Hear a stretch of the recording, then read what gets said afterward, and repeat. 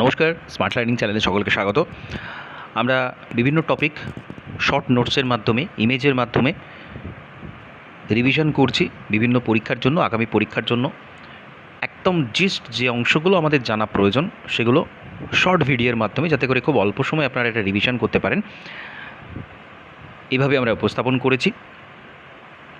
এখানে আমরা ইংরেজ এবং মহীশূর রাজ্যের মধ্যে যে যুদ্ধ হয়েছিল, সংঘর্ষ হয়েছিল, সেই সংক্রান্ত বিভিন্ন গুরুত্বপূর্ণ বিষয় আলোচনা করব।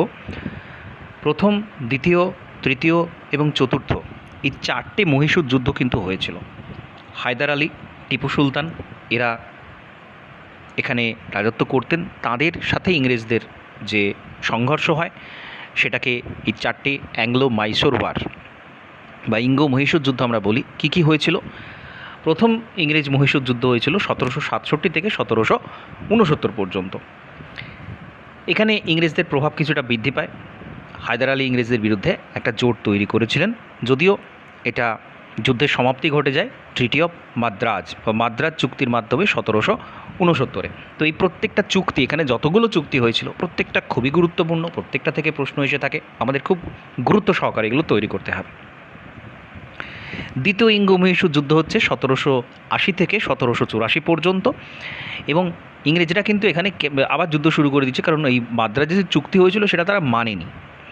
তারা তাদের সম্প্রসারণের যে নীতি সেটাতেই তারা চলতে থাকে।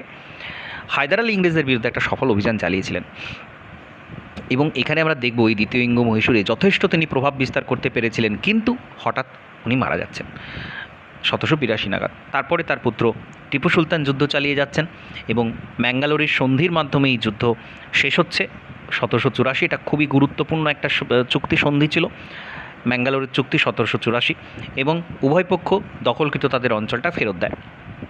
ভারতীয় সাথে ইংরেজদের শেষ সমমর্যাদার চুক্তি, অর্থাৎ এখানে সমমর্যাদা ছিল, যেহেতু এখানে মহীশূর রাজ্য বা হায়দার আলী, টিপু সুলতান তারা যথেষ্ট প্রভাব দেখাতে পেরেছিলেন।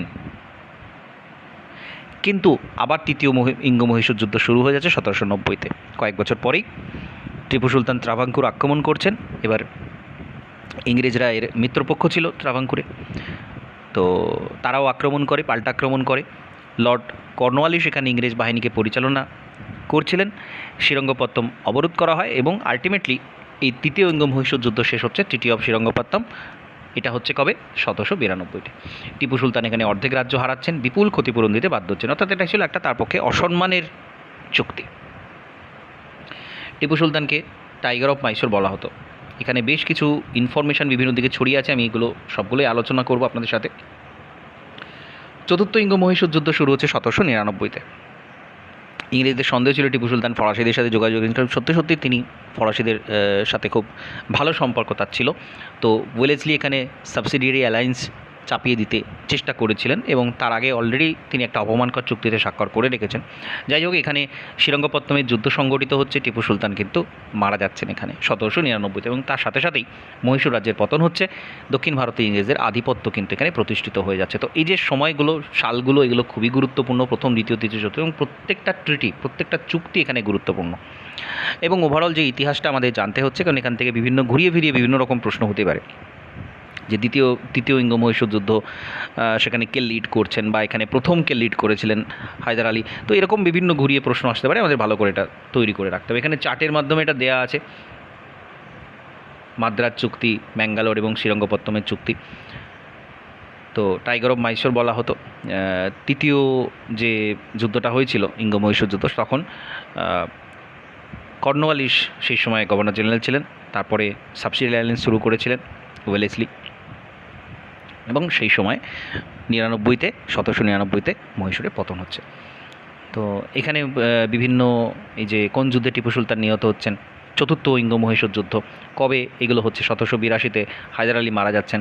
তো এই সমস্ত ইনফরমেশান এখানে আমাদেরকে মনে রাখতে হবে। একদমই শর্ট করে করা রয়েছে প্রত্যেকটা অংশ, যেখান থেকে প্রশ্ন আসতে পারে।